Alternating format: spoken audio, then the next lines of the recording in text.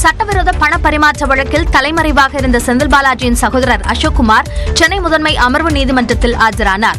அமைச்சர் செந்தில் பாலாஜிக்கு எதிரான சட்டவிரோத பண பரிமாற்ற வழக்கில் கடந்த ஜனவரி மாதம் அமலாக்கத்துறை கூடுதல் குற்றப்பத்திரிகை தாக்கல் செய்தது. அதில் அமைச்சர் செந்தில் பாலாஜியின் சகோதரர் அசோக்குமார், முன்னாள் உதவியாளர் சண்முகம் உள்ளிட்ட 13 பேர் மீது அமலாக்கத்துறை குற்றம் சாட்டியிருந்தது. இதனைத் தொடர்ந்து வழக்கில் குற்றம் சாட்டப்பட்டிருந்த 13 பேரும் நேரில் ஆஜராக சென்னை முதன்மை அமர்வு நீதிமன்றம் சம்மன் அனுப்பியது. இந்த நிலையில் தலைமறைவாக இருந்த செந்தில் பாலாஜியின் சகோதரர் அசோக்குமார், செந்தில் பாலாஜியின் முன்னாள் உதவியாளர் சண்முகம் உள்ளிட்ட 13 பேர் விசாரணைக்காக நேரில் ஆஜராகினர். அப்போது ஒவ்வொரு நபரும் எவ்வளவு தொகை முறைகேடு செய்துள்ளனர் என நீதிபதி கேள்வி எழுப்பினார். அதற்கு பதிலளிக்க அமலாக்கத்துறை தரப்பில் அவகாசம் கோரப்பட்டதை அடுத்து வழக்கு விசாரணை ஏப்ரல் 25ஆம் தேதிக்கு நீதிபதிகள் ஒத்திவைத்தனர். மேலும் ஆஜரான அனைவரும் தலா 2 லட்சம் ரூபாய்க்கான பிணை உத்தரவாதம் தாக்கல் செய்ய வேண்டும் என்று நீதிமன்றம் உத்தரவிட்டது. இதனிடையே அமைச்சர் செந்தில் பாலாஜியின் பிணையை ரத்து செய்ய கோரிய வழக்கு விசாரணையை நேரமின்மை காரணமாக ஒத்திவைப்பதாக உச்சநீதிமன்றம் தெரிவித்தது. ஆளுநருக்கு எதிரான வழக்கில் உச்சநீதிமன்றம் அளித்த தீர்ப்பு நீட் விவகாரத்தில் நம்பிக்கையை ஏற்படுத்தியுள்ளதாக கூறியுள்ள முதலமைச்சர், நீட் விவகாரத்தில் ஆளுநர் அரசியல் செய்ததாகவும் குற்றம் சாட்டினார். தமிழ்நாடு அரசின் நீட் விலக்கு சட்ட மசோதாவுக்கு ஒப்புதல் அளிக்க மத்திய அரசு மறுத்துவிட்டது. இதையடுத்து அடுத்த கட்ட நடவடிக்கை குறித்து ஆலோசிக்க சென்னை தலைமைச் செயலகத்தில் முதலமைச்சர் மு.க. ஸ்டாலின் தலைமையில் சட்டமன்ற அனைத்துக் கட்சி தலைவர்களின் ஆலோசனைக் கூட்டம் நடைபெற்றது. இதில் உரையாற்றிய முதலமைச்சர், நீட் விவகாரத்தில் ஆளுநர் அரசியல் செய்ததாக கூறினார். இந்த சட்ட முன்வடிவை உடனடியாக ஆளுநர் குடியரசுத் தலைவருக்கு அனுப்பி வச்சிருக்கணும். ஆனால் அவர் தன்னோட அரசியல் சட்ட கடமை செய்யாமல் அரசியல் செய்ய ஆரம்பித்தார் என்பதை வேதனையோடு பதிவு செய்கிறேன். ஆனால் நாமும் சளைக்காம அந்த சட்டத்துக்கு ஒப்புதல் பெற கடுமையாக போராடணும். தொடர்ந்து பேசிய முதலமைச்சர், நீட் ஒன்றும் விலக்க முடியாத தேர்வு அல்ல என்றார். மாநில அரசுகளால் தொடங்கப்படக்கூடிய மருத்துவக் கல்லூரிகளில் எப்படி அந்த மாநில மாணவர்களை சேர்க்கணும் என்பது குறித்து முடிவு செய்யக்கூடிய உரிமையை மாநில அரசுகளிலிருந்து ஒன்றிய அரசு பறிச்சிடுச்சு. நுழைவுத் தேர்வுக்கான சிறப்பு பயிற்சிகளை பெறுவதற்கான வசதி வாய்ப்பு இருக்க மாணவர்களுக்கு மட்டுமே சாதகமாக இருக்கிறது தான் நீட் தேர்வோட மாபெரும் அநீதி.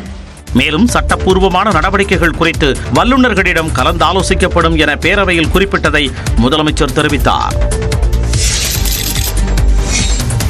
நீட் விலக்கு விவகாரத்தில் தேவைப்பட்டால் உச்சநீதிமன்றத்தை மீண்டும் நாடுவோம் என அனைத்துக் கட்சி கூட்டத்தில் தீர்மானம் நிறைவேற்றப்பட்டது. அனைத்துக் கட்சி கூட்டத்தில் நீட் விலக்கு தொடர்பான தீர்மானத்தை துணை முதலமைச்சர் உதயநிதி ஸ்டாலின் முன்மொழிந்தார்.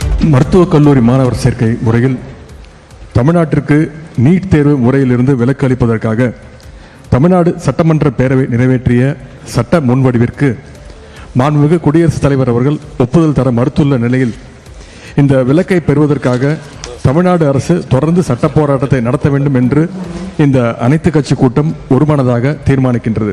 மேலும் நீட் தேர்வு முறையை எதிர்த்து தமிழ்நாடு அரசால் உச்சநீதிமன்றத்தில் தொடுத்துள்ள வழக்கினை தீவிரமாக முன்னெடுத்துச் செல்வது என்றும் தீர்மானிக்கப்பட்டது.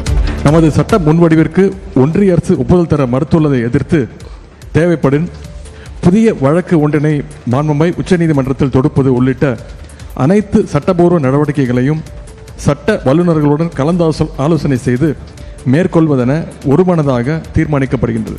இந்த தீர்மானங்கள் அனைத்துக் கட்சி கூட்டத்தில் ஒருமனதாக நிறைவேற்றப்பட்டது. நீட் தேர்வே வேண்டாம் என்று சொல்லவில்லை என்றும் தமிழ்நாட்டிற்கு மட்டும் விலக்களிக்க வேண்டும் என்றும் பாமக சட்டமன்ற குழு தலைவர் ஜி.கே. மணி தெரிவித்தார். அரசு 12ஆம் வகுப்புல பொது தேர்வு நடத்துது. அதில் 90-95 விழுக்காடு மதிப்பெண் பெற்றவர்கள் நீட்டில் தேர்ச்சி பெற முடியறதில்லை, வாய்ப்புக்கு போறதில்லை. அப்போ 12ஆம் வகுப்புல வெறும் 25-30 விழுக்காடு மதிப்பெண் பெற்றவர்கள் அங்கே நீட்டில் தேர்ச்சி பெறாங்க. இது என்ன தகுதி இருக்குது?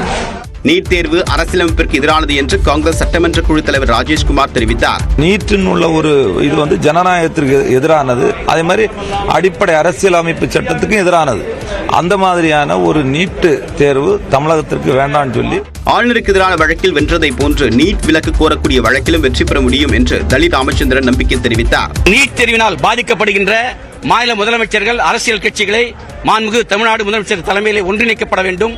அதே போல நீட்டுக்கான ஜனநாயக போராட்டத்தை முன்னெடுக்க வேண்டும். சட்ட வல்லுநர்களை சந்தித்து இதிலிருந்து விலக்கு பெறுவதற்கான நடவடிக்கைகளை தமிழக முதலமைச்சர் எடுக்க வேண்டும் என்ற கருத்தை இந்திய கம்யூனிஸ்ட் கட்சியின் சார்பில் நாங்கள் சொல்லியிருக்கிறோம். எய்ம்ஸ், ஜிப்பர் ஆகிய கல்வி நிறுவனங்களுக்கு நீட்டிலிருந்து விலக்கு அளிக்கப்பட்டதை போன்று தமிழ்நாட்டிற்கும் விலக்கு பெற முடியும் என்று சட்டமன்ற கட்சி தலைவர்கள் கூறினர்.